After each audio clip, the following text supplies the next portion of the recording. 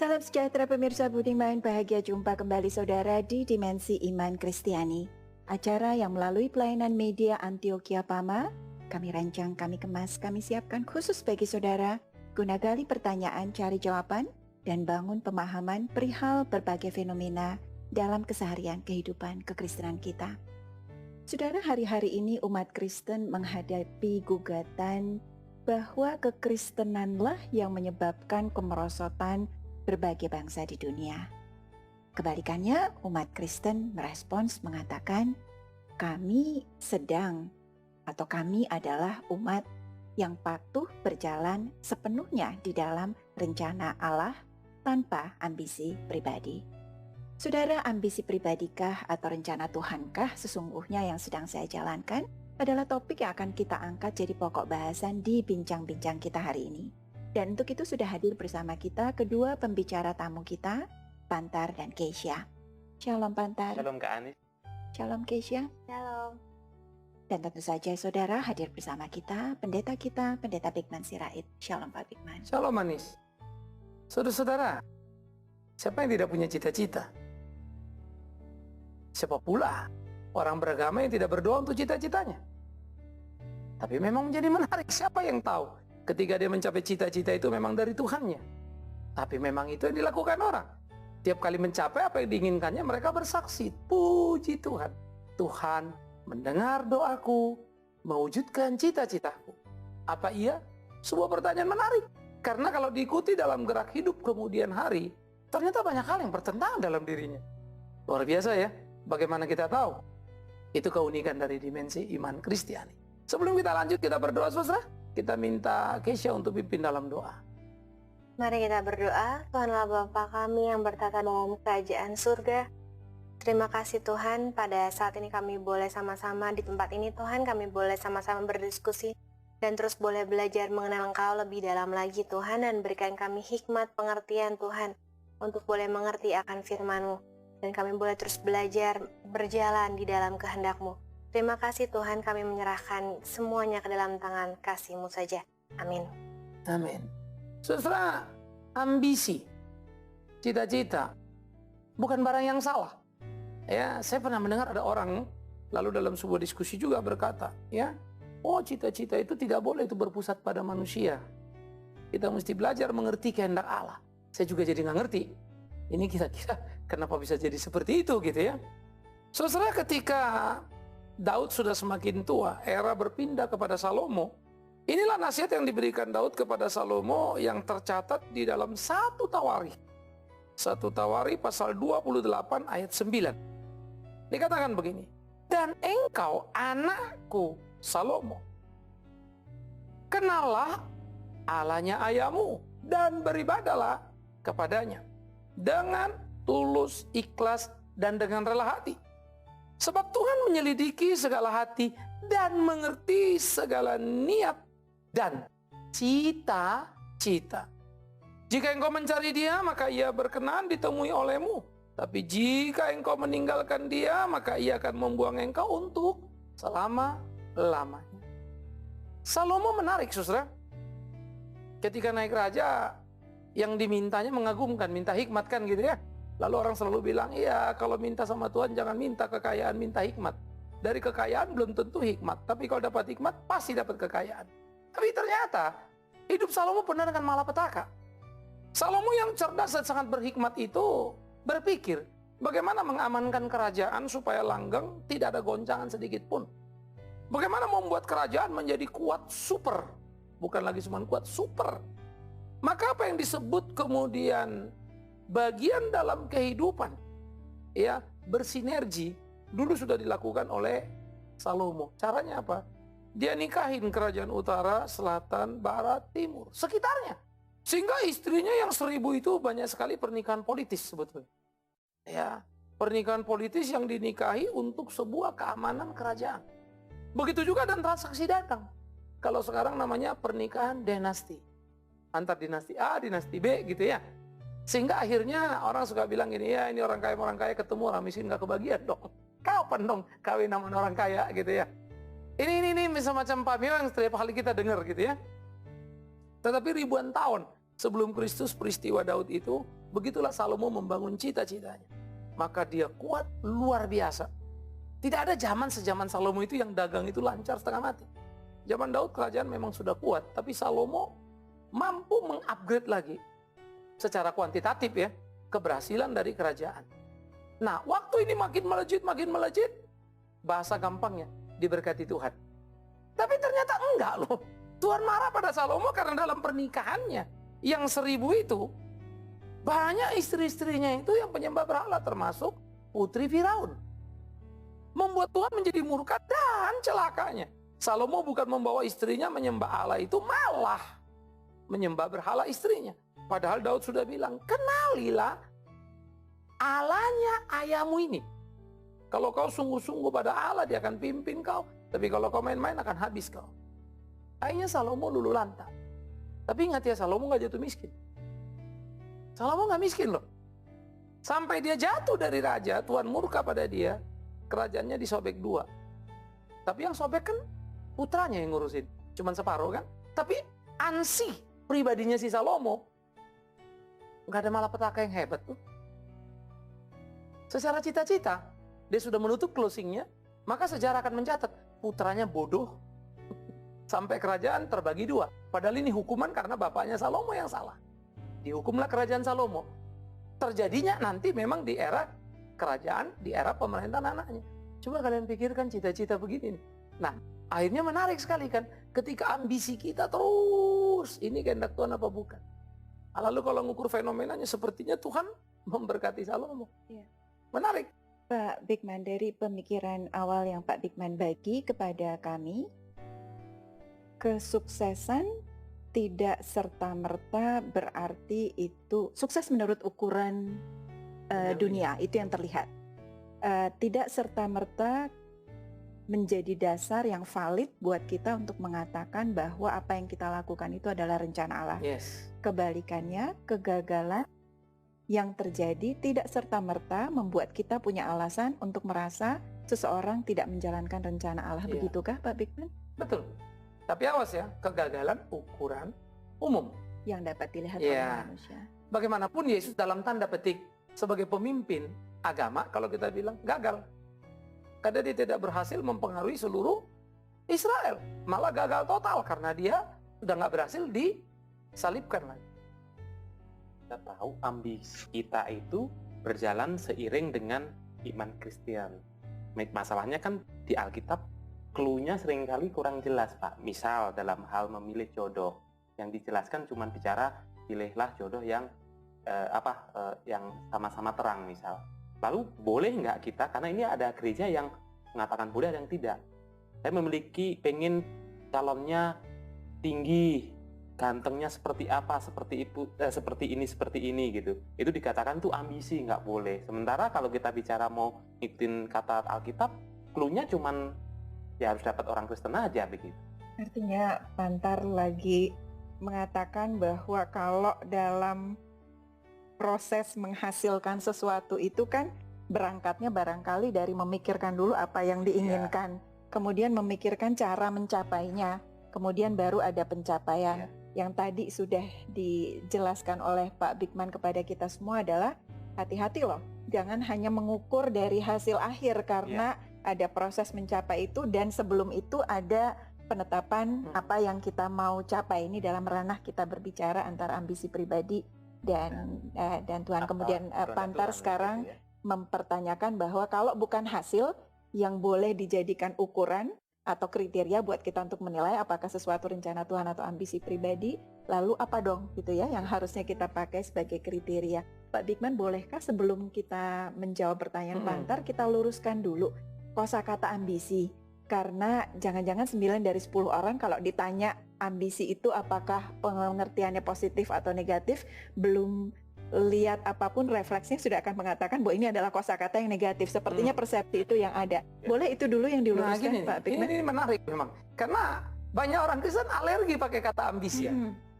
Bahkan cita-cita pun disebut manusiawi. Padahal Daud bilang cita-cita Tuhan itu yang ngelihat. Ambisi tidak ada yang salah. Kalau kalian hidup tanpa ambisi, saya nggak tahu kalian manusia apa bukan. Ini logika. Kenapa? Manusia itu diberi kegairahan untuk melakukan. Dan Tuhan yang perintahkan. Beranak cuculah, kuasailah bumi. Perlu ambisi yang kuat ke sana. Tapi ambisius. Ya. Jadi itu adalah orang yang sangat ambisi sampai menghajar segala sesuatu di sekitarnya. Itu yang salah. Ambisi tidak pada salah pada dirinya. Emosi, kita punya emosi. Penting nggak? Belum. Kalau nggak emosi gimana kamu punya perasaan cinta? Emosi penting. Tapi emosional, jangan atuh. Belum udah maki-maki orang. Tapi jangan-jangan karena ngeliat orang emosional lalu bilang emosi tidak penting. Mana mungkin? Saya ngomong naik turun ini emosi, memang gaya. Jadi, kan gitu. Bisa Mungkin saja. ada boleh nambahin, kan tadi yang dikatakan bahwa ambisi itu nggak salah. Yang salah itu adalah ambisius. Bagaimana kita tahu garis batasan antara ambisi dan ambisius? Karena ambisius itu juga relatif bagi setiap orang kan gitu. Ambisius adalah kemudian secara garis besar dulu ya. Kamu boleh jadi jenderal. Kamu boleh jadi pengusaha besar. Boleh. Tapi orang ambisius melegalitas segala cara. Cita-cita itu tidak ambisius. Mungkin kalau kamu ambisius banget sih jadi jenderal. Kita anggap cita-cita itu oke. Tapi cara mencapainya, saking ambisiusnya nih, apapun ditabrak. Dan tercapai sih. Iya. Tapi yang kedua, kamu ini lulus SD. Udah hidup sehari-hari ini kan. Saya pengen jadi presiden. Kita kan bukannya nggak percaya Tuhan. Tapi yang bawa ngukur atuh. Kok yuk lulus SD, ngotot mau jadi presiden. Artinya kamu nggak nyelesain SMP aja udah malas kau. Nggak sekolah, nggak beres, apa? Mau jadi presiden, itu mah bukan ambisi yang benar. Itu bukan cita-cita, nggak tahu diri kan gitu. Tapi bagaimana kalau dengan kasusnya sebagai kita bangsa yang beragama gitu, kita harus mengakui bahwa kita tuh kalah jauh dari bangsa-bangsa yang tidak beragama atau dapat dikatakan mereka memiliki ambisi yang tinggi untuk mencapai suatu target dan akhirnya mereka berhasil sampai sekarang. Dan seperti Jepang, China, seperti itu tuh bagaimana kita bisa membatasi, oh nih ambisi kita udah nih segini gitu, maksudnya. Pak Bigman kelihatannya bertubi-tubi Pak Bigman menghadapi berbagai pertanyaan. Kita simpan sebentar pertanyaan dari Keisha, jadi kita kembali. Ambisi bukan kata yang buruk ya Pak ya, artinya rencana Tuhan pun bisa termanifestasi dalam diri kita dalam bentuk ambisi yang kemudian kita coba kejar. Jadi ketika kita menyandingkan ambisi pribadi dengan rencana Tuhan, sebetulnya penekanannya ada pada kata pribadi ya Pak ya, bukan di ambisinya kan. Apakah ambisi pribadi kita berlawanan dengan rencana Tuhan? Balik Keisha sebentar ke pertanyaan Pantar tadi, kira-kira lalu apa dong checklistnya buat kita untuk tahu yang kita inginkan dan lakoni ini rencana Tuhan atau ambisi pribadi ketika ambisinya berjalan dengan Betul, ketika hasil akhir tidak boleh dijadikan kriteria atau ukuran buat kita untuk berkonklusi, wah ini berhasil pasti karena yang saya jalankan itu adalah rencana Tuhan. Ini makanya kita bilang tadi, kalau kita mau bicara cita-cita, ambisi, boleh. Tapi kalau kamu lulus SD, lalu mau jadi presiden, ya mbok ngukur diri. Tapi kalau kamu orang rajin sekolah S1, S2, S3 mau jadi presiden, kenapa tidak? Senangkap ya? Jadi ukur diri dulu dong, capacity you Tuhan kasih nggak? Kenapa? Alkitabiah. Kalau kamu dikasih 5 talenta dituntut jadi berapa? 10. 100%. Namanya maxi. Saya sebutnya selalu maksimal ya. Maxi teologi. Kalau 2 dituntut jadi berapa? Bukan 10 kan ya? Tuhan nggak minta kamu jadi 10 loh. 4. Jadi jangan bilang, masa aku cuma 4 dia 10. Nanti dulu loh. Capacity kamu 4. Bukan 5. Karena dia bukan 10. Karena dia 5, kamu 2. Jadi Pak Bigman, ini pertanyaan Keisha jadi terpaksa diparkir sedikit lebih lama nih. Kita tuntaskan bagian ini dulu. Pak Bigman, tidakkah Pak Bigman sedang berseberangan dengan apa yang barusan saja juga Pak Bigman katakan? Tadi Pak Bigman katakan pada kita, ya tahu dirilah. Kalau memang nggak punya kemampuan itu ya janganlah dilakoni. Tapi kemudian Pak Bigman mencoba mengajar atau menyampaikan, mengingatkan kepada kita apa yang Alkitab sampaikan, bahwa ketika kita punya 2, bukannya tidak mungkin kita dapatkan lagi tambahan yang 2 ketika ini kemudian kita gunakan. Atau mungkin cerita yang relevan dengan itu juga cerita Nabi Musa lah yang kita semua tahu. Gereja pun terkesan tidak konsisten tuh Pak dalam kapan menggunakan cerita itu dalam konteks apa. Kadang-kadang ketika kita sedang diberitahu untuk ayo lakukan, terima tantangan pelayanan ini, kemudian muncullah cerita Nabi Musa yang pada waktu itu tidak mampu berbicara dan kemudian Tuhan. Ini menarik. Sebetulnya tidak ada yang berlawanan dengan tadi. Kalau kamu SD, jangan mau jadi presiden dong. Kalau talentamu 2, jangan 10 dong. Nangkap ya? 2 jadi 4. Tapi bukan SD nggak boleh cita-cita loh. Tapi mau jadi sopir. Atau mungkin ya, mandor. Boleh lah kan gitu ya. Karena ini talenta ini 2. Jadi target kamu 4 gitu loh. Ya, tapi jangan 10 itu targetnya presiden kira-kira. Kalau kita balikkan angka ini ke jabatan dan pendidikan. Jadi korelasinya kan kelihatan. Nah, ketika kita menggarap seluruh kehidupan itu, yang paling repot kita nggak tahu diri karena nggak ngukur talenta kita ini berapa sebetulnya. Sehingga tadi muncullah istilah, nanti Tuhan beri kemampuan seperti Musa nggak mampu. Jangan lupa, kalau gitu kenapa Tuhan nggak pilih Harun? Karena tidak ada yang pernah tinggal di istana, tidak ada yang pernah mampu belajar logistik dan mobilisasi, kecuali satu.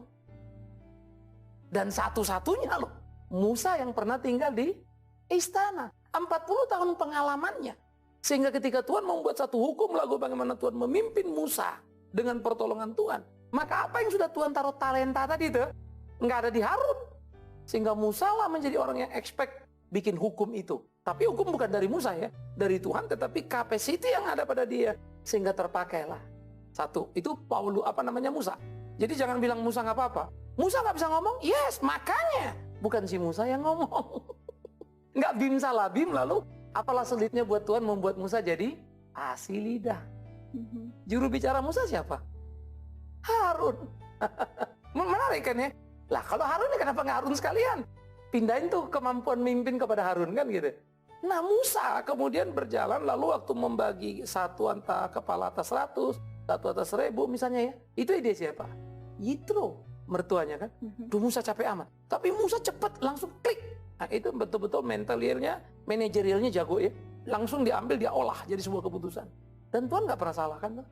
Ya. Nah kemampuan mengadop ini adalah pengalaman di istana. Dengan pendidikan yang sangat tinggi. Sehingga dia cepat membaca situasi.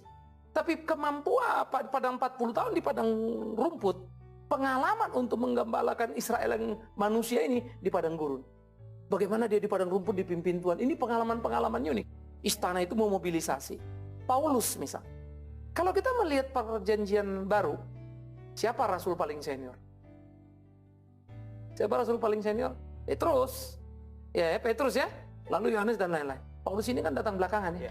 Tapi pertanyaannya, siapa yang menulis di perjanjian baru paling banyak? Paulus. Loh kan dia bukan senior.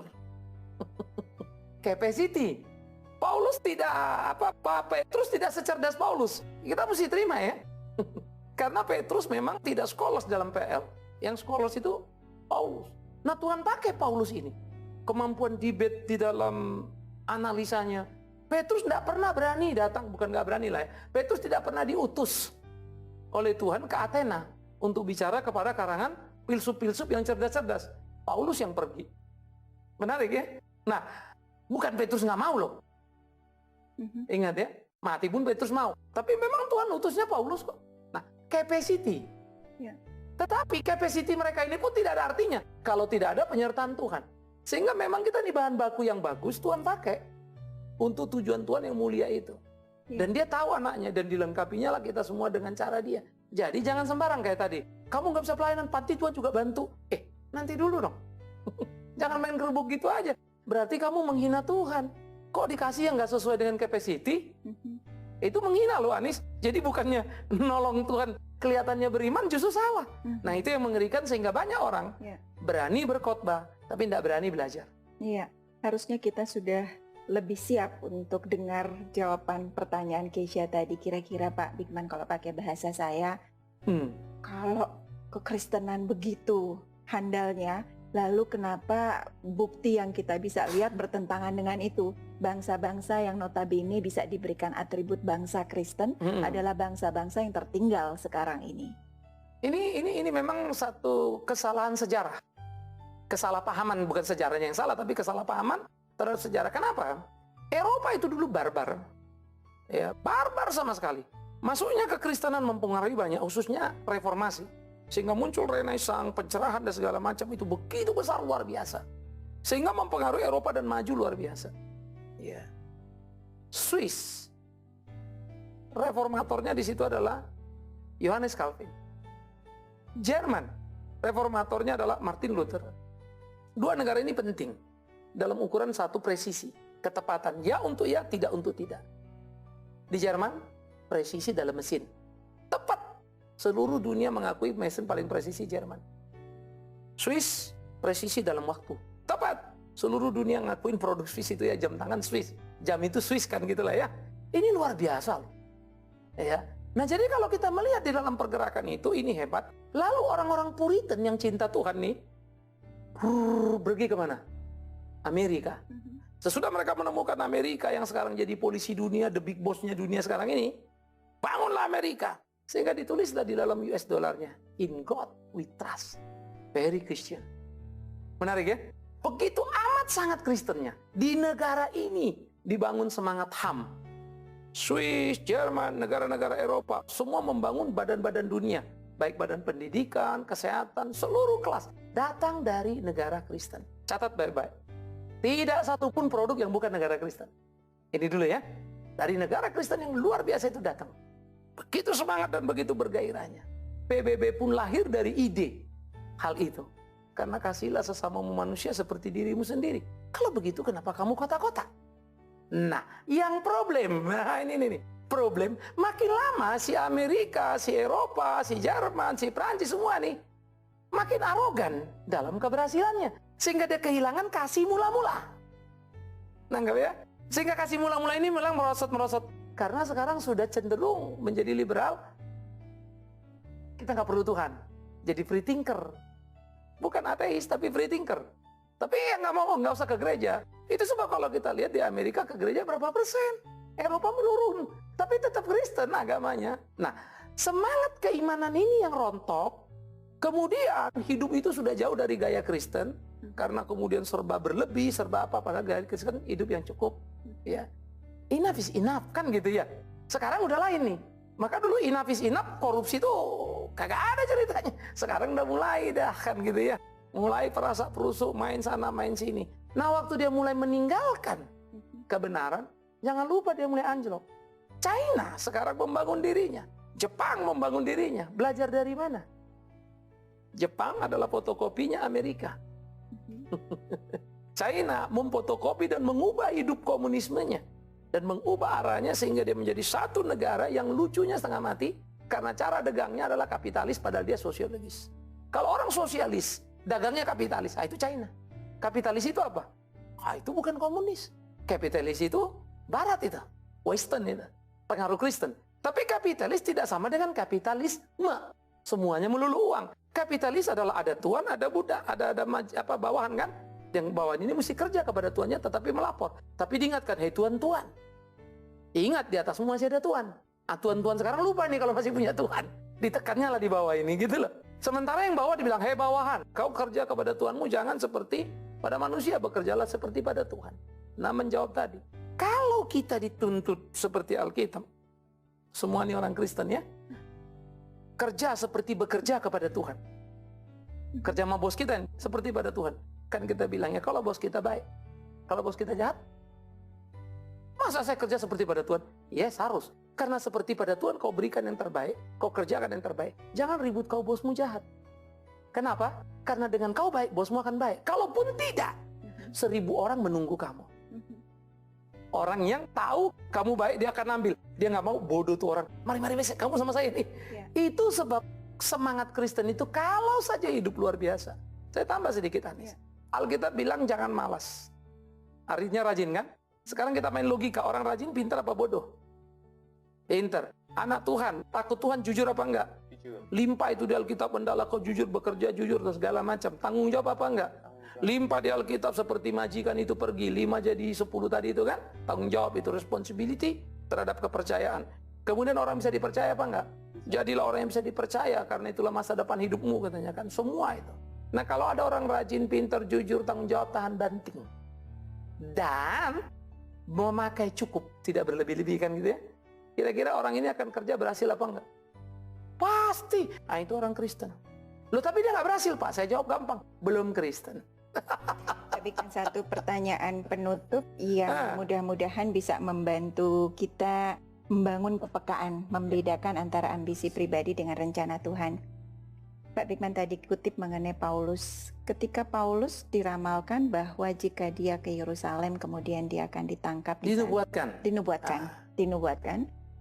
Pertanyaannya, dari mana kita tahu bahwa keputusan Paulus untuk tetap pergi ke Yerusalem itu adalah rencana Tuhan dan bukan ambisi pribadi atau kekerasan kepala Paulus? Dari mana kita bisa simpulkan itu? Barangkali kalau Paulus tidak pergi, barangkali Pak Bigman, kalau Paulus tidak pergi, dia tidak ditangkap, dia punya punya waktu lebih banyak untuk menulis lebih banyak buat kita. Saudara, kisah ini pernah kita diskusikan soalnya ya. Jadi Paulus ini di Kisah Rasul diceritakan Agabus bernubuat. Lalu Paulus jangan pergi Yerusalem. Tapi Paulus tidak dengarkan lalu pergi. Muncul pertanyaan. Padahal nubuat Agabus benar. Yes. Paulus kerja keras kepala. No. Kenapa? Kita tahu Paulus keras kepala. Tidak ada satu catatan pun mengkoreksi itu. Ingat ya, tidak ada satu pun. Nah, Paulus pernah ribut dengan Barnabas urusan si Markus. Tapi kemudian Markus nanti terlibat lagi urusan dengan Paulus, pelayanan. Tercatat.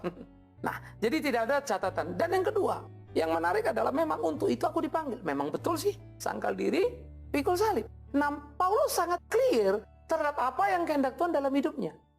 Saya sebagai pendeta juga harus clear. Hidupku adalah memuliakan Tuhan. Entah penting umurku berapa, urusan Tuhan itu. Enggak penting kayaku berapa, urusan Tuhan itu. Ya. Nah mungkin cerita ini buat bagian orang mungkin dongeng, tapi hidup saya memang kayak dongeng. Bicara income saya tiap bulan dengan hidup saya tiap bulan, bumi langit badinya. Ya. Tetapi kemudian capacity yang Tuhan taruh bisa kita ngerjakan sekolah misalnya. Saya pun kalau ditanya matematikanya ini, linglung juga nih pakai matematika apa ini. Saya bisa jelasin dari sini ke sini, tapi kenapa yang dari sini ini bisa jadi? Saya juga nggak ngerti.